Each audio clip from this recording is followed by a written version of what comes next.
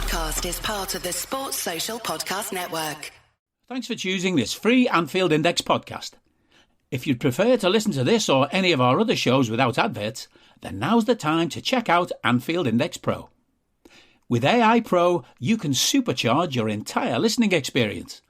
You'll not only get all of our podcasts without the ads, but you'll have them far faster with our quick publish feature available exclusively for subscribers. AI Pro also puts you in the heart of our sound studio, with an option to listen to many of our shows live and interact with the podcasters in real time as the shows are recording. Upgrading couldn't be easier. AI Pro is available on all popular podcast platforms, and we have our own apps for Apple and Android. Just head on over to AnfieldIndexPro.com and get started today. Good morning, good afternoon, good evening, wherever you are, whatever you're doing, and welcome to another episode of Post-Conference Presser for Anfield Index. Ladies and gents, I'm your normal host, Dave Davis, coming to you from a pretty cold but still Edinburgh. I'm not going to lie, I was at Wembley on Sunday, so I'm still absolutely shattered, probably not quite as much as a lot of our players, but there's still that warm, fuzzy feeling inside, isn't there? And that was partly to do with Jurgen Klopp and his press conference updates and a few other things that we'll talk about. So we'll do the normal, ladies and gents. We'll run through the Q&As for Jurgen Klopp. We'll talk about the clues from Sunday, who's played their way in and out, whose leg is not hanging off, maybe easier to answer. We'll talk about the threats that Southampton can bring and the near impossible job, like Jurgen Klopp has, of trying to pick a lineup for this game. Insane, innit? What a last few days it's been. What a week it could still be. Let's be clear, it's massive. This Southampton game, it's not as big as Sunday. I'm not pretending that for one sec, but it could be huge in the context of our season for a couple of reasons. If we win this, we have only Forest and City to navigate in the league before the international break, because that would mean the Everton game is postponed until after the international break. Key thing, a chance to get some players back, which was the theme of the Q&A. So let's get right into it. So video kind of starts as normal and the camera just comes on, and I assume, because we didn't see it, but assume he's asked for a full injury update. So what did Jurgen Klopp say? He said, I don't know exactly yet. What I do know is Ryan Gravenberch isn't available. It's a ligament injury and it could have been much worse, but it's bad enough for this game, the next game, and then, we'll see. We need miracles for a few players, so I don't want to rule anyone out for too long. But it's touch and go for a lot of players like Darwin, Mo and Dom, and we have to see what we can do today. Watoro got a proper knock, so I have to see, and I wouldn't say he's much improved from Sunday, so we'll have to see. Quite a lot, and there's even more to come later on, funnily enough, but Gravenberch, at least for the next two games, which is Southampton and this coming Saturday, against Forest. Zero surprise there. Come on, let's be honest. It looked horrific. We feared the worst when you saw the replay. After we got down the range for Caicedo getting nothing, it then started to think about that, and we saw him in crutches celebrating at Wembley. So you'd be astonished if it's just two games, but take what Jurgen Klopp says. Not as bad as it could have been. Touch and go for a few. Darwin, Mo and Dom. Christ alive, we could do with the three of these back. I'm going to be honest, I'd be rather surprised if they're not in the squad. And there's a couple of things for that. You see Darwin vaulting like he's done Beecher's Brook and taking the last hurdle. The pictures of him on Sunday celebrating are insane. How can you not love that man and everything he's doing? Mo, walking around, subdued. But he's filming his Pepsi advert, isn't he, yesterday? So you're hoping he's running, jogging. It's looking positive there. Dom as well, vaulting, jumping and all those. You kind of be astonished if, and I mean astonished, I'm not saying that lightly, if 2 out of 3 aren't at least in the squad. You'd hope for all 3. And also, if they're not, you just start to get a bit worried. I know you should jump ahead. I'm not saying I know what people are going to pick me up on, but Forest on Saturday, you want all 3 in the squad. So you just start to get a little bit worried if one isn't. But I expect that to happen. Endo, say had a proper knock. He was on crutches, but then he wasn't yesterday. So we will have to see with him. We'll be looking for those training photos. We'll see if there is any, to be honest. Well, there might not be, because as Jurgen Klopp said from his press conference at 1:30, training was 3 hours, so about 4:30. So whenever this comes out, I don't know, but we'll have to wait. Then he was asked about the other players by Vinny O'Connor, said, Harvey limping, Bradley workload. What do you think of that? Would you play them or rest them? Well, in an ideal world, yes, but we don't live in an ideal world. We did make the lineup, and it's 3 hours until we train. Yesterday was a recovery day, an appreciation day for everything, and the very young boys trained and the rest recovered. When I get all the info and look in the eyes and see, then I can make a lineup. And I'm pretty positive and hope it will be a decent lineup. Let me say it like this. What an atmosphere. And what we can realise, or we do realise, that can make an impact the last few times. It would be really helpful if you could create something special on Wednesday, but I know I've asked that quite a lot recently. It's a tricky time, but somehow it's really positive, and we'd like to keep doing that. There's one possibility tomorrow night, and that's Anfield and what we need. Yeah, a few things to unpack them. I like the fact he's saying positive, because I could see, and he kind of said it tongue-in-cheek, but he wasn't 100% lying then. He's expecting positives, and I think he's right to for Dom and Nunes at least, and then you'd hope for Salah because he is a machine. So you are hoping for some positives there. You're hoping, like, some people are tired more than anything, so maybe bench duty in that regard.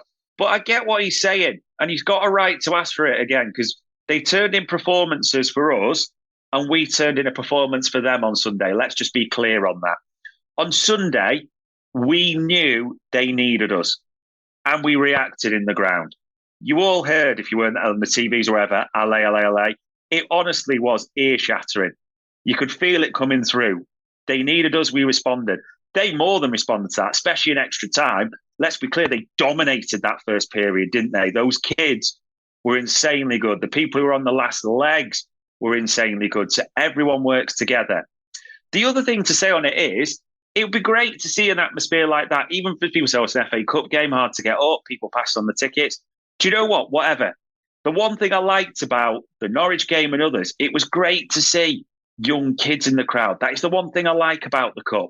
When you see young kids who wouldn't normally go, get the opportunity and shout in, maybe, and this isn't saying old, wall, local, I can't be bothered with any of that. It's more about getting young kids like that in the atmosphere and enjoying that. So if that can make the atmosphere for this Cup game special, brilliant. That is what I would love to see. He was then asked about the parade and the farewell, which is a difficult, awkward question, isn't it, for everyone. Said, yeah, the farewell part, that's the part that's not so cool, and it could be seen as that. I don't think that makes sense. But besides that, I love trophy parades, but I don't decide that. These kind of things have to be prepared, but it's not my business.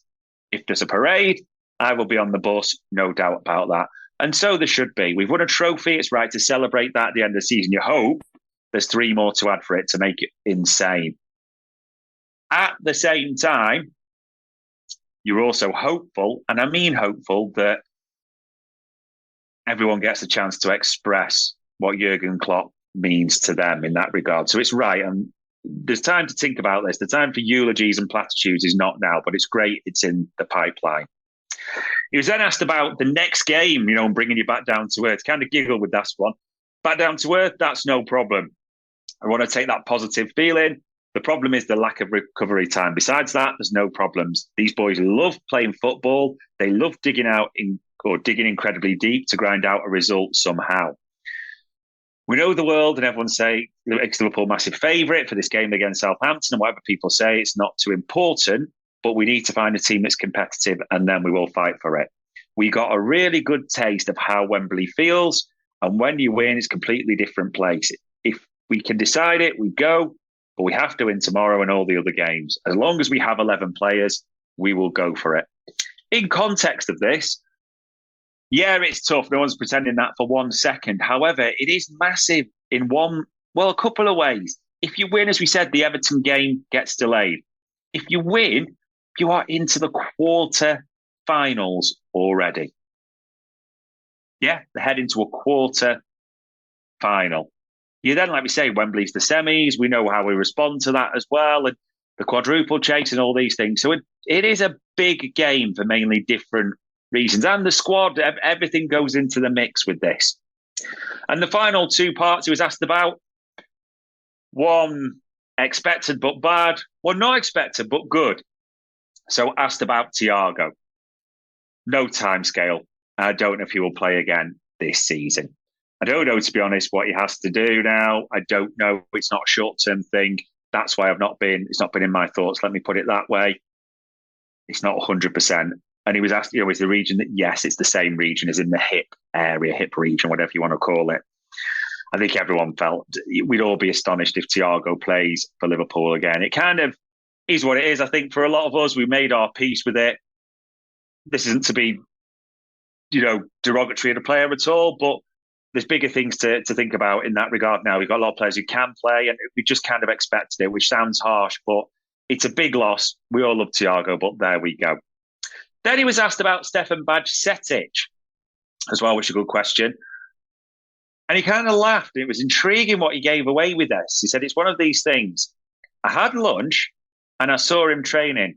And I sat there, and he laughed at this point and said, why is he not playing? He's gaining fitness now and running around like, wow. But he didn't get the green light for us yet. And no one in the building wants to hold him back at all. He's pain-free, though. All the checks and the scans and the bone all looks good. That's all fine. And we need to make sure when we can use him again in normal training. Because I can't replicate a live situation, put 10 other players in rehab with him. For me, he looks good. But how good, I get told. But nobody told me yet he could come back. But it seems good.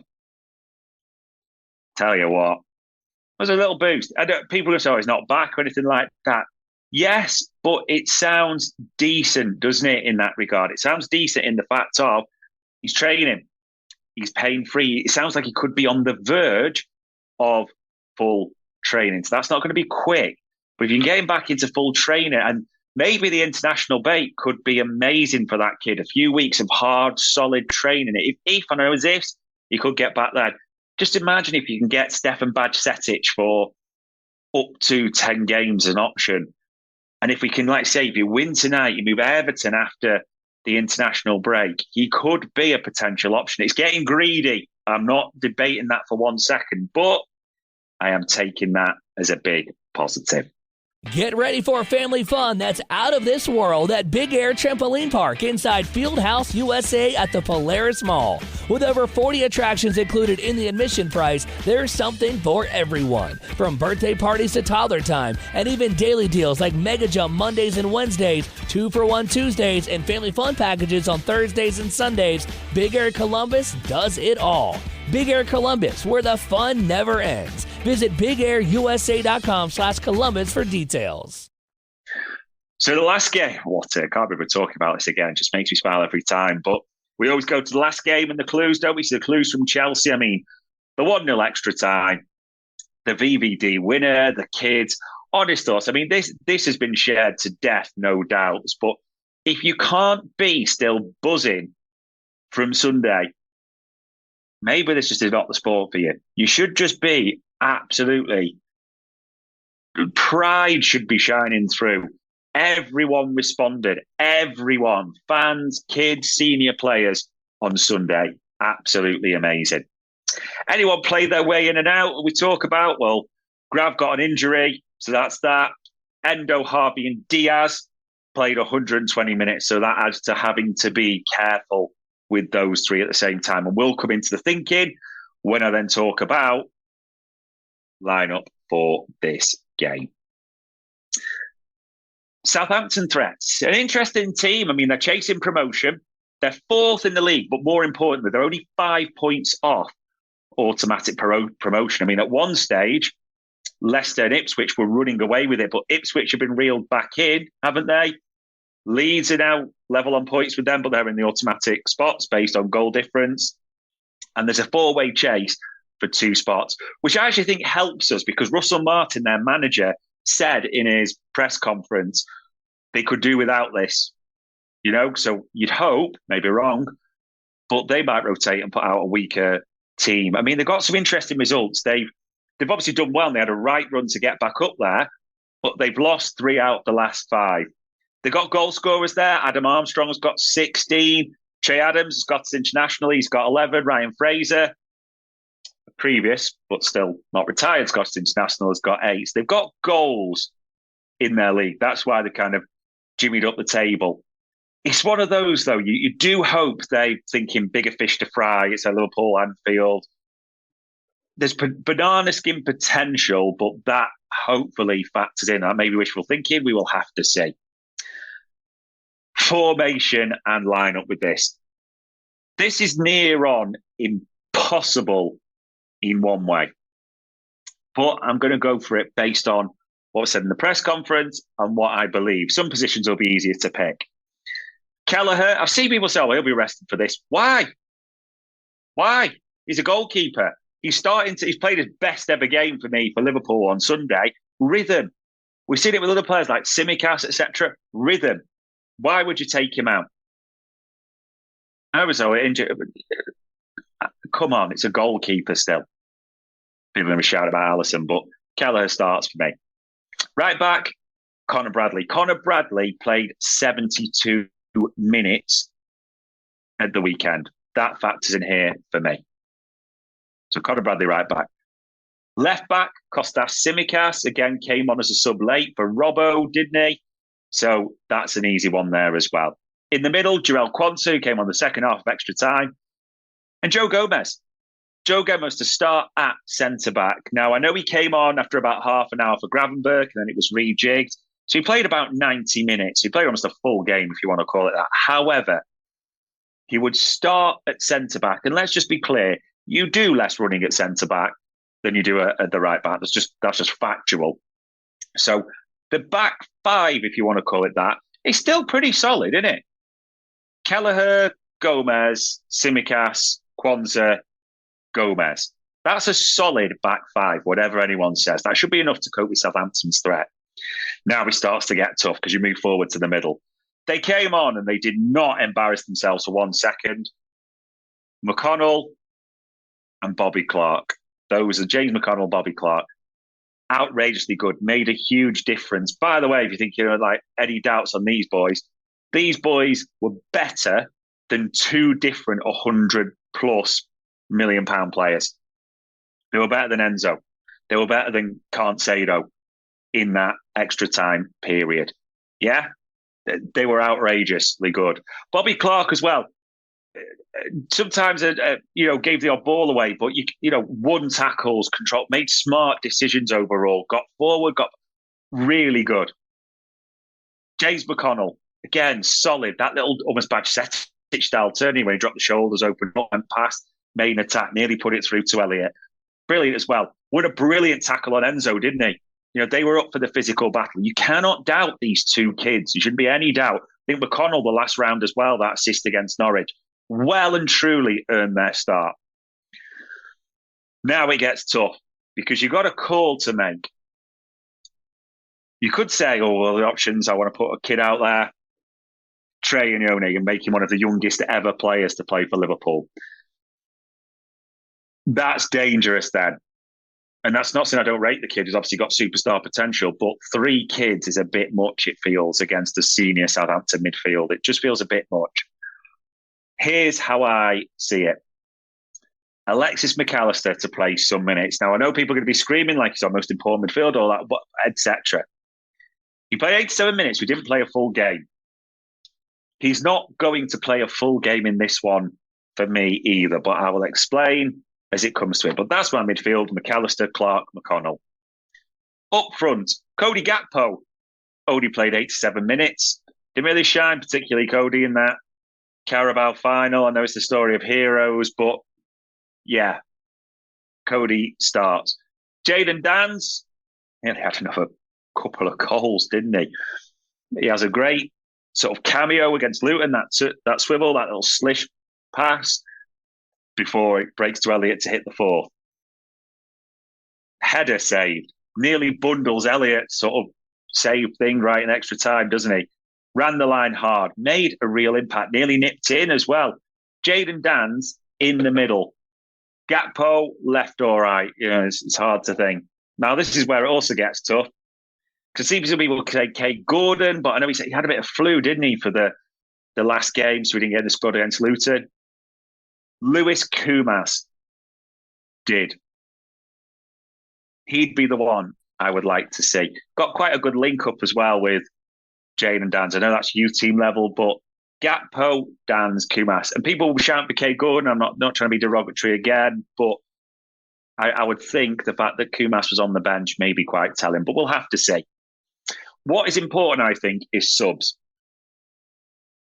I'm hoping that all three of Salah, Szoboszlai and Núñez are on the bench. And especially with Forest ahead, you hope all get half an hour. Young Trey, you would hope he gets some minutes at the same time as well. Robbo possibly an option. I don't know after that. I mean, that's 4 or 5 subs I've named there. I know people are going to shout at this one and say, Harvey Elliott, are you kidding? Like, after everything. Thinking in mind with the next game of after this Forest away, I'm not sure you start Harvey Elliott. I think he goes back to his subs role. And people's going to say that's incredibly harsh. It's not being derogatory, but how I see it. So I think it'd be great in one way if Robbo, Endo, Diaz, and didn't get a single minute and were rested up. But there are still options. I mean, I'm not saying this will happen, but you could have like options coming on, like Salah, Szoboszlai, Núñez, Endo, Diaz, Elliott. So it is stretched, it's issues, but we should still be confident with this team. With that in mind, I'm going to go for a scoreline of 3-1. And I can't believe I'm saying this, but I think, don't know why, Jaden Dans gets on the score sheet as well. So that's my prediction.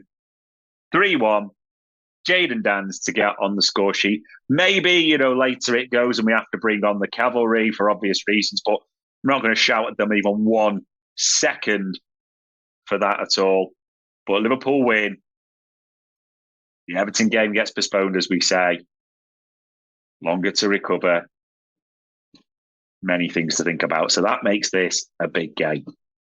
But if you haven't, as we always say, watch the press conference. They did go into breakout rooms. You may see some national headlines after sort of 10:30 onwards. But ladies and gents, with everyone still in fine fettle, players coming back, and the buzz from Sunday, that was another post-conference presser at Anfield Index. We hope you enjoyed listening to this Anfield Index show. Please be sure to subscribe to our channel so future podcasts find their way to your device automatically. There's nothing quite like fan engagement, and we'd love to know what you think of anything discussed on this show. The best way to get in touch is over on our free Discord community, where both podcasters and listeners debate the hottest LFC topics 24/7. Sign up free now at anfieldindex.com/Discord. You won't regret it. You can also follow us on Twitter at Anfield Index and find us on Facebook by searching for Anfield Index. Oh, and before you go, we'd love it if you could leave us a 5-star review on your favourite podcast app. It only takes a couple of seconds, and it means the world to the people who create these free shows. Sports Social Podcast Network.